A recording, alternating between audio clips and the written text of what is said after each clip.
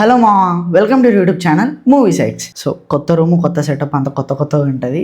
ఇంకా ఇవేం సెట్ చేయలేదు, టైం పడుతుంది, అప్పటిదాకా అడ్జస్ట్ అవ్వండి. సో ఈరోజు మార్నింగ్ ఒక మూవీకి వెళ్ళాము. మూవీ నేమ్ వచ్చేసి డ్యూడ్. ప్రదీప్ రంగనాథన్ ఇప్పుడు అందరికీ తెలిసిన హాట్ టాపిక్ అన్నమాట. ఎందుకంటే రీసెంట్ ఇంటర్వ్యూలో మీకు ఏ ముఖం ఉందని చెప్పేసి మీరు హీరో అయ్యారు అని చెప్పేసి ఒక జర్నలిస్ట్ అడిగింది క్వశ్చన్. అది చాలా బాగా వైరల్ అయింది. ఎందుకంటే ఒక పక్క స్టేట్ నుంచి వచ్చి మన వాళ్ళ సినిమాని ప్రమోషన్ చేసుకోవడానికి వస్తే మన వాళ్ళేమో అలా మాట్లాడారు.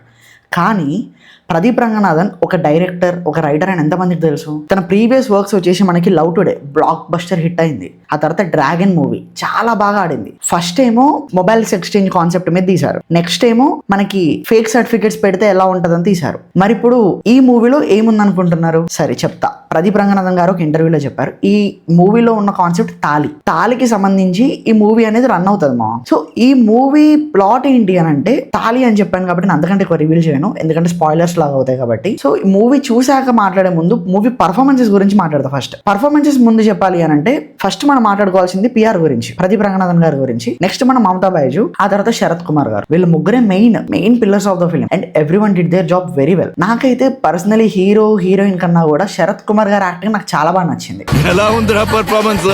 టెరిఫిక్ మామయ్య.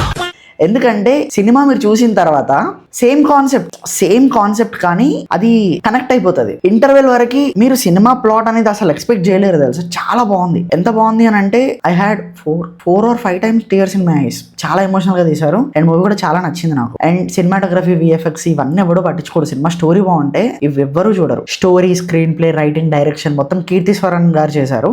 చాలా బాగా డీల్ చేశారు అండ్ నాకు చాలా బాగా నచ్చింది. And hook point, overall the point అని నేను కరెక్ట్గా చెప్పలేను కానీ ఒకటైతే చెప్తా.